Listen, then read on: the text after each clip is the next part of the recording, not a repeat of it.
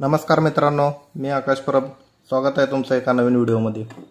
संख्या पद्धतीमधला प्रकार बघणार आहोत आपण. स्थानिक किंमत आणि दर्शनी किंमत यांच्यातील फरक म्हणजे काय असते ते मी समजावून सांगणार आहे आज तुम्हाला. 2,45,678 मध्ये 5ची स्थानिक किंमत सांगा म्हणलेत. स्थानिक किंमत म्हणजे काय? त्यांची प्लेस व्हॅल्यू. आता 5ची विचारलेत आपल्याला. 5 कुठं आहे? इथे. मग आता 5ची प्लेस व्हॅल्यू काय आहे? ही 1000 आहे. म्हणजे एकक, दशक, शतक आणि हजार. मग त्यामुळं 5ची स्थानिक किंमत काय झाली? 5000. हे आपलं उत्तर असणार आहे. ते म्हणतात ना, आपण जिथं बसेल त्या खुर्चीची किंमत वाढली पाहिजे, खुर्चीमुळं आपली किंमत वाढली नाही पाहिजे असं. त्यामुळे प्लेस व्हॅल्यू म्हणजे ते कोणत्या स्थानावर असेल त्याची किंमत वाढते. तर प्रश्न दुसरा बघूयात आपण. 89,754 मध्ये 7ची दर्शनी किंमत किती? मग आता इथं दर्शनी किंमत विचारलेत. हे काय होतं? स्थानिक किंमत. आणि इथं काय आहे? दर्शनी किंमत. दर्शनी म्हणजे काय? जे दिसते ते म्हणजे काय? Face value. Face value. Face value मध्ये काय? 7 इथं दिसत आहे. मग आता 7 इथं शतकच्या घरात आहे, पण त्याचा काय प्रभाव पडत नाही त्याच्यावर. 7ची किंमत आहे तशीच असणार. इथं दर्शनी किंमत 7च असणार आहे. काय चेंजेस होणार नाही. फक्त स्थानिक किंमत विचारले तर चेंजेस होतील. आता प्रश्न क्रमांक 3 बघूया. 34,567 मध्ये 4ची स्थानिक किंमत आणि दर्शनी किंमत हे तुम्ही मला कमेंटमध्ये सांगायचं आहे.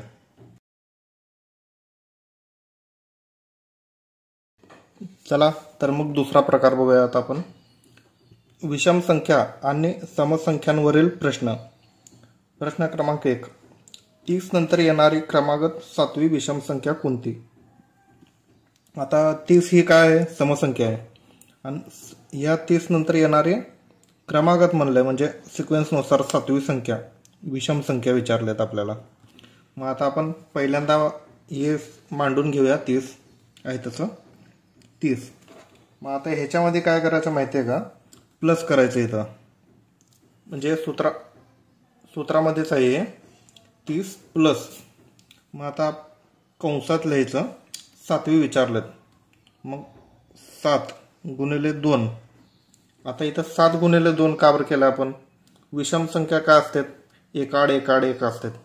म्हणजे पहिली विषम संख्या 1, मग त्यानंतर 3, मग त्यानंतर 5, त्यानंतर मग 7, त्यानंतर मग 9 असं विषम संख्या असते. ते लगातार एका पाठोपाठ येत नाहीत, एक सोडून संख्या येतात.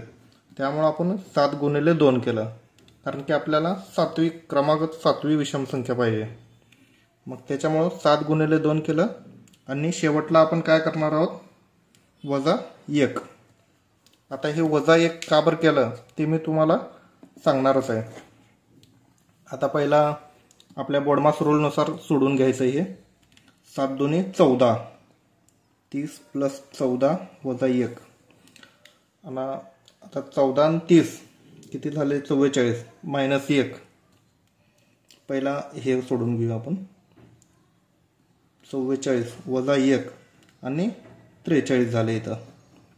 मग आता ही कोणती संख्या आहे?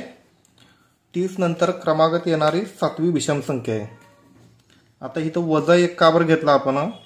30 नंतर 31 येत आहे. 30 नंतर लगेच 31 ही संख्या येते. मग 30 आणि 31 मध्ये गॅप जास्त नाही आहे, म्हणजे 2 संख्येचं नाही आहे. त्याच्यामुळं इथं आपण वजा 1 घेतलेलं आहे. आता पुढच्या प्रश्नामध्ये तुम्हाला कळालंच मी का वजा 1 घेतलं ते. मग दुसरा प्रश्न बघूया. 15 नंतर येणारी 7वी विषम संख्या कोणती म्हणलेत? सेम हेच सूत्र असणार आहे आपलं. पहिला ही संख्या मांडून घ्यायची 15 प्लस कंसात 7 गुणिले 2. आता हे 7 गुणिले 2 का बरं घेतलं? इथं पण 7वीच संख्या विचारलेत आपल्याला, 7वी विषम संख्या. मग आता इथं +1 नाही करायचं, कारण की ही विषम संख्या आहे. इथं समसंख्या होती म्हणून आपण -1 केलं होतं. आता इथं काहीच नाही करायचं. मग आता 7 दुनी 14 आणि पुढं आहे तसं 15 आणि 15 आणि 14 किती झाले? 29. याचं उत्तर आहे 29. प्रश्न क्रमांक 3 बघूया आता. 45 नंतर येणारी 5वी विषम संख्या कोणती? मग याचं उत्तर तुम्ही मला कमेंटमध्ये द्यायचं आहे. आणि 4था प्रश्न, 8 नंतर येणारी 8वी विषम संख्या कोणती म्हणलेत? आता इथं 45 नंतर येणारी 5वी विषम संख्या विचारले होते आपल्याला. 45 ही ऑलरेडी विषम संख्या आहे, त्यामुळं आपण हे सूत्र अप्लाय करणार आहोत इथं. आणि इथं 8 हे समसंख्या आहे, मग त्याच्यामुळं इथं आपण हे सूत्र अप्लाय करणार आहोत. मग असं हे दोन्ही सूत्र अप्लाय करून तुम्ही मला या दोन्हींचे उत्तर कमेंटमध्ये सांगायचे आहेत. चला तर मग 5वा प्रश्न बघूया. 17 नंतर येणारी 5वी समसंख्या विचारलेत. आता समसंख्या कोणती? आता ही 17 काय आहे? ऑलरेडी विषम संख्या आहे. मग ह्याच्यानंतर येणारी आपल्याला 5वी समसंख्या विचारलेत. मग आपण तीच प्रोसेस मांडून घेऊया. पहिल्यांदा 17 प्लस 5 गुणिले 2 वजा 1, बरोबर. आता बडमास रूलनुसार सोडून घेऊ. पहिला 17 प्लस 5 दुनी 10 वजा 1. 17 आणि 10 किती झाले? 27 वजा 1 26. हे काय असणार आहे? 17 नंतर येणारी 5वी समसंख्या. आता ही तर वजा 1 का बरं केलं आपण? 17च्या आधी समसंख्या कोणती होती? 16. मग आपण 16 पासून काउंट केला पाहिजे. हे तुम्ही क्रॉस चेक करून बघा. आता हे 16 आहे, मग 16 नंतर 5वी येणारी समसंख्या कोणती असणार आहे? 16 नंतर काय येईल?